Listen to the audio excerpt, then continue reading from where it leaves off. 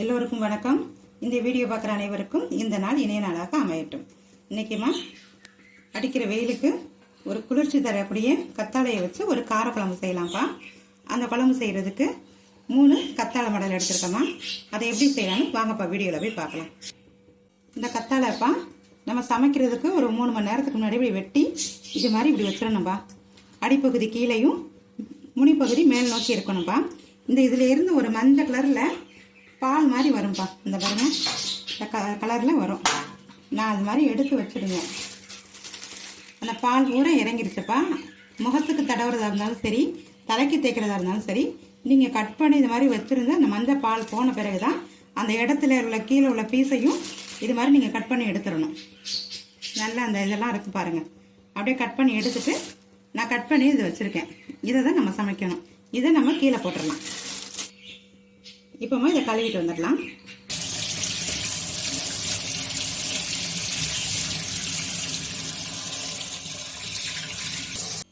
நம்ம சுத்தம் பண்ணிட்டு வந்ததை நறுக்கிக்கலாம்ப்பா. இதற்கு நமக்கு இதில் உள்ள ஜெல்லு மட்டும்தான் நமக்கு தேவை. அதுக்குமா இது மாதிரி நைஸாக தான் இருக்கும், ரொம்ப இதாக இருக்காது, ஈஸியாக செஞ்சிடலாம். நல்லா நைஸாக அந்த ஓரத்தை பூரா இது மாதிரி கீரி எடுத்துக்கலாம்ப்பா.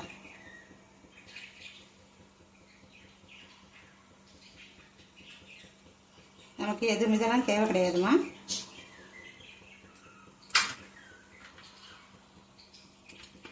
இதில் உள்ள ஜெல்லு மட்டும்தான் தேவை. இதை தரன்னு நம்ம நறுக்கி எடுத்துக்கலாம். கொஞ்சம் மெனக்கட்டு இந்த மாதிரி வேலை பார்த்தோம்னா இதில் நிறைய மருத்துவ குணங்கள் இருக்குமா. நமக்கு வயிறு உள்ள அல்சர் புண்ணெல்லாம் சரி பண்ணிடும். பிளட் ப்ரெஷரை கரெக்டாக வச்சுருக்கோம். சுகருக்கு நம்ம நல்லதுமா. பெண்களுக்கு இந்த வெள்ளைப்படுதலுக்கு ரொம்ப ரொம்ப இது ஒரு நல்ல மருந்துப்பா. இதை காலையில் எழுந்துச்சு நல்லா உரசிட்டு மோரில் கலந்து ஜீரகப்பொடி போட்டு குடிச்சிங்கன்னா அவ்வளவு ஹெல்த்துப்பா. உடம்பு சுட்டு அப்படியே அமர்த்திடும்ப்பா.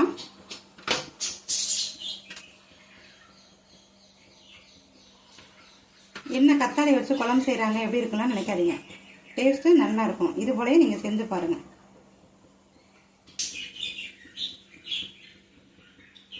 மேலே உள்ள தோலையும் எடுத்துடலாங்க.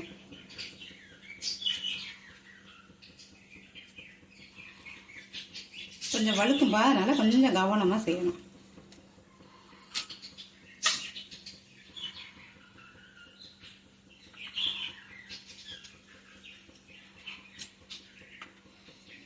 சுத்தம் மட்டும் பண்ணுறது, அலசுறதும் ஒரு வேலை.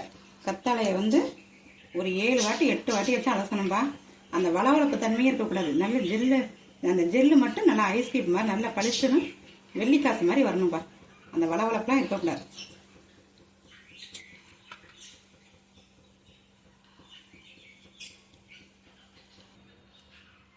மேல் தோல் சீவி வச்சுப்பா.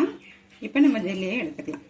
இது மாதிரி ஒரு கரண்டி எடுத்துட்டு இது மாதிரி எடுத்திங்கன்னா இப்படி தட்டில் வச்சுட்டு இப்படி எடுத்துடலாம்ப்பா.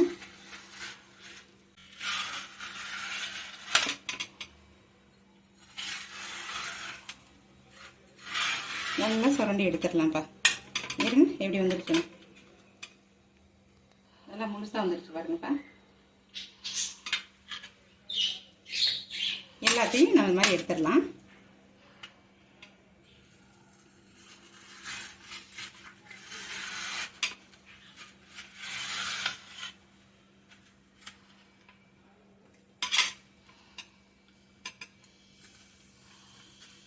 கொஞ்சம் வழுக்கும் அந்த வளவளப்பு தன்மை. நம்ம வச்சுட்டு தட்டில் நல்லா வச்சுக்கணும். எந்த ஒரு சிரமமும் இல்லாமல் வந்துடும். பார்க்க தான் கஷ்டமாக தெரிகிற மாதிரி இருக்கும். இப்படி எடுத்து வச்சுருக்கதப்பா நம்ம சின்ன சின்னமாக கட் பண்ணிக்கலாம்.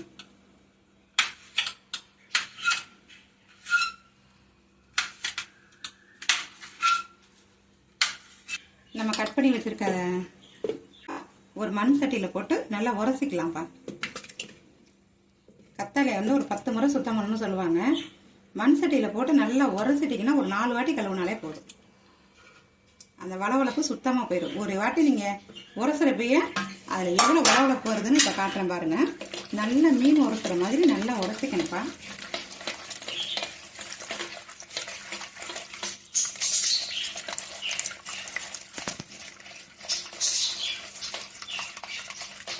வளவளப்பெல்லாம் நல்லா மூங்கு முறையுமா வெளியில் வந்துருக்கு பாருங்கப்பா.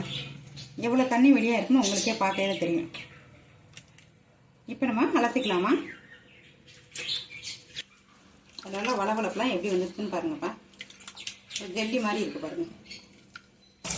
நல்லா அப்படி சேர்த்து கழுவிடுங்கப்பா. நல்லா சேர்த்து 2-3 வாட்டி கழுவினாலே போதும்பா.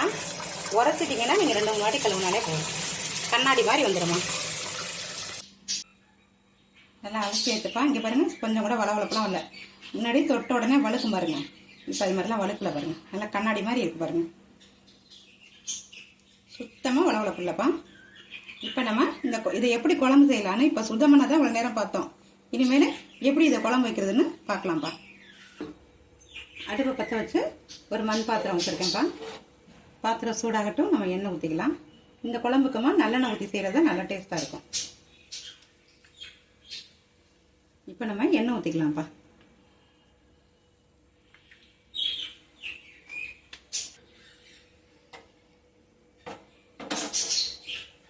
மண் பாத்திரம் எண்ணெய் ஊற்றிமா அப்படியே ஒரு அலப்பிதாம வைக்கணும். எண்ணெய் காஞ்சிருச்சுமா. தாளிப்புக்கு கொஞ்சம் சோம்பு போட்டுக்கலாம்ப்பா. சிறிதளவு வெந்தயம் போட்டுக்கலாம். இப்போ பொரியட்டும் பாரு. 100 கிராம் சின்ன வெங்காயம்ப்பா, 50 கிராம் வெள்ளைப்பூடு, 2 பச்சை மிளகாவை கீறி வச்சுருக்கேன்ப்பா. இதை அதோட போட்டு வதக்கிக்கலாம். நல்லா வதக்கிக்கலாமா.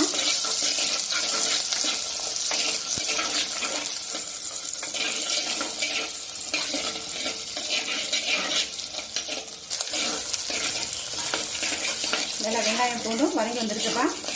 நம்ம 2 தக்காளி பழம் கறி எடுத்துக்கலாம்.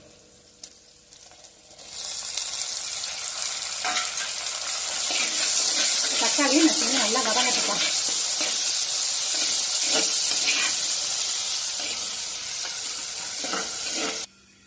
குழம்புக்கு தேவையான புளிப்பா, அதாவது ஒரு எலுமிச்சம்பழம் சைஸுக்கு ஊற வச்சுருக்கேன்ப்பா. அதை கரைச்சிக்கலாம். புளி தண்ணியிலப்பா, இந்த புளி தண்ணியில் 1.5 ஸ்பூன் அளவுக்கு மிளகாத்தூள், 2 ஸ்பூன் அளவுக்கு மல்லித்தூள் போட்டு குழம்பு கரைச்சிக்கலாம்ப்பா. குழம்புக்கு தேவையான அளவு உப்பும் போட்டுக்கலாம். இப்படி குழம்பு கரைச்சிக்கலாமா. தக்காளி வெங்காயம்லாம் நல்லா வதங்கிருக்குப்பா. பூண்டெல்லாம் இப்போ நம்ம சுத்தம் பண்ணி வச்சுருக்கோமா கத்தாழையை சேர்த்துக்கலாம். நல்லா கத்தாழையும் போட்டு ஒரு வதக்கு வதக்கிக்கலாம்ப்பா.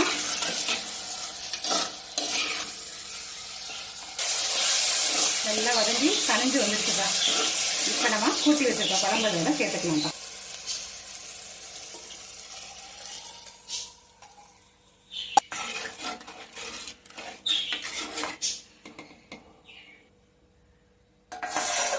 ஒரு மூடியை போட்டுருவோம்ப்பா. குழம்பு நல்லா கொதிக்கட்டும்.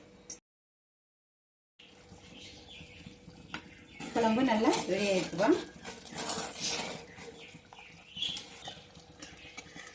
நீங்களும் இதே போல இதே அளவோட செய்யுங்கப்பா.